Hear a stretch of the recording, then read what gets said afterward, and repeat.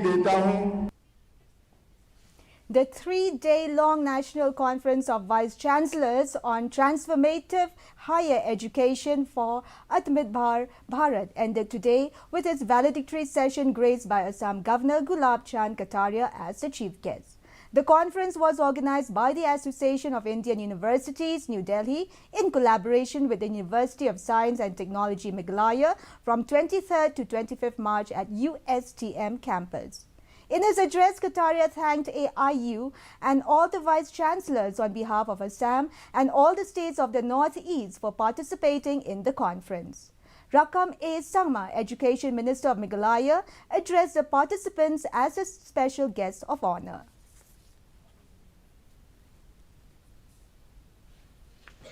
Transformative higher education for a Atmanirbhar Bharat.